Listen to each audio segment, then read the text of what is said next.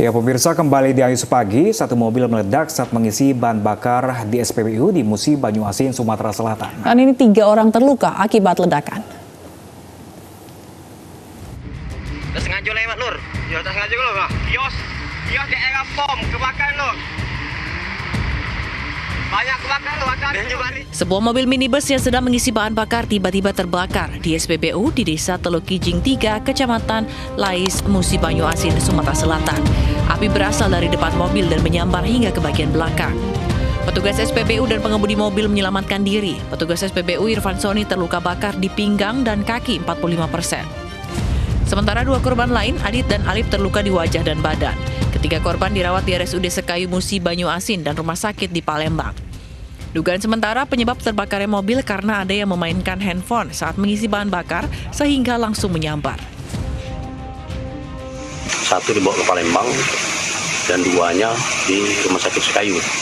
Kalau korban itu 1 dari pihak SPBU, dari operator karyawan. Yang 2-nya itu dari pemilik mobil atau penumpang mobil. Kendaraan dengan nomor polisi BG 2993MA dievakuasi di Polsek Lais usai dipadamkan. Dari Banyuasin, Sumatera Selatan, Edi Lestari, iNews melaporkan. Motor yang ditumpangi pasangan suami istri di Mojokerto, Jawa Timur bersenggolan dengan truk. Ya, akibat peristiwa ini pemirsa, sang istri tewas terlindas dengan luka di bagian kepala sementara sang suami selamat. Kecelakaan antara truk dengan sepeda motor ini terjadi di Jalan Raya Bypass, Kelurahan Gunung Gedangan, Kecamatan Magersari, Kota Mojokerto. Akibatnya, seorang istri yang dibonceng suaminya tewas terlindas truk. Sang istri tewas dengan luka parah di bagian kepala, sedangkan suaminya menderita luka ringan karena terlempar dari motor. Kecelakaan bermula saat truk dan sepeda motor melaju bersamaan dari arah Mojokerto menuju Surabaya. Pengemudi motor bermaksud menyalip dari sebelah kiri, namun tidak berhasil hingga motornya bersenggol dengan truk dan langsung terjatuh. Sang istri jatuh masuk ke kolong truk, sementara suami terlempar ke badan jalan. Yang dari pengendara S2-nya ini kurang konsentrasi, kemudian kendaraannya kesenggol mobil truk yang berjalan ke arah dari arah barat ke arah. Sementara itu korban meninggal dunia di tempat, sekarang sudah dievakuasi ke rumah sakit. Yang meninggal berapa dan? Yang meninggal 1 orang. Yang laki-laki atau yang perempuan? Yang perempuan. Petugas Polresta Mojokerto langsung melakukan olah TKP. Sementara sopir truk dan kendaraan dibawa ke unit laka lantas untuk dijadikan barang bukti dan langsung dilakukan pemeriksaan. Dari Kota Mojokerto, Jawa Timur, Salahuddin, iNews melaporkan. Sementara itu pemirsa, media sosial dihebohkan jasa penyelenggara pernikahan yang menganjurkan pernikahan dini dan juga ini ada secara siri. Nah, untuk itu, ini gara-gara hal ini warganet ini ramai-ramai mengecam situs aisyahwedding.com yang menyebar spanduk dan ajakan tersebut.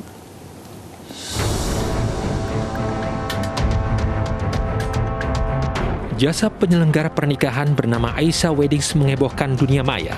Mereka menganjurkan pernikahan dini terhadap perempuan muslim. Di situsnya, wedding organizer ini menganjurkan menikah pada usia 12 hingga 21 tahun. Aisyah Wedding juga menganjurkan menikah siri walau tidak akan diakui oleh kantor urusan agama. Komisi Perlindungan Anak Indonesia pun turun tangan dan melaporkan wedding organizer Aisyah Wedding ke Mabes Polri. Kita minta kepada Mabes Polri, kita sudah melakukan koordinasi dengan Mabes Polri untuk mengambil langkah-langkah hukum terkait informasi yang beredar baik di media maya maupun di flyer-flyer yang itu sudah menyebar di seluruh Indonesia.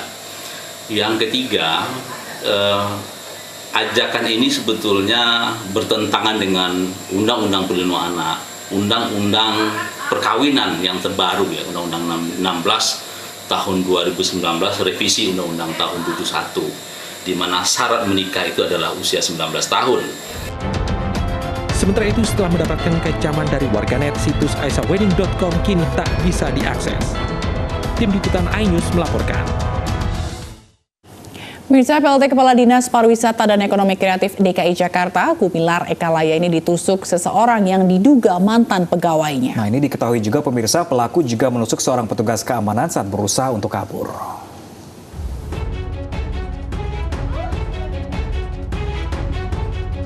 PLT Kadisparekraf DKI Jakarta Gumilar Ekalaya, Rabu siang ditusuk orang tak dikenal di kantornya di kawasan Kuningan Barat, Jakarta Selatan.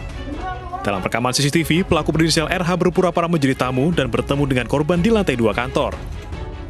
Namun tiba-tiba, pelaku mengeluarkan pisau dari tasnya dan kemudian menusuk paha korban. Pelaku kemudian berusaha kabur namun dihalau oleh seorang petugas keamanan. Pelaku pun menusuk petugas tersebut di bagian dada. Polisi menyebut pelaku beraksi seorang diri dan kini masih diperiksa intensif.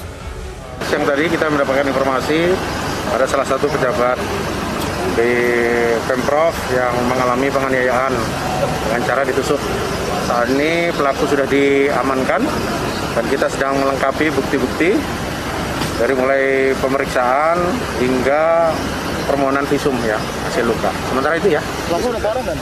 1 orang. Kedua korban kini masih dirawat di rumah sakit. Sementara barang bukti senjata tajam dan tersangka diamankan di Polres Metro Jakarta Selatan. Dari Jakarta, Sofyan Firdaus, iNews melaporkan.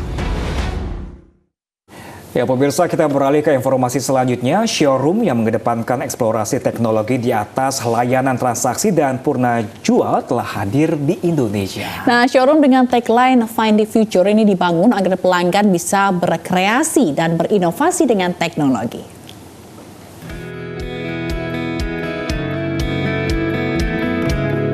Find the Future menjadi tagline dari galeri pertama Oppo yang terinspirasi dari alam. Showroom ponsel buatan Cina ini mengajak para pelanggannya untuk berkreasi dan berinovasi melalui teknologi dan human connectivity. Galeri Oppo ini hadir pertama kali di Pusat Perbelanjaan Plaza Indonesia, Jakarta. Oppo Gallery didesain berdasarkan kolaborasi Oppo dengan sejumlah seniman terkemuka untuk memvisualisasikan Find the Future kepada para pecinta Oppo. Perbedaan Oppo Gallery dan Oppo Store itu sangat berbeda.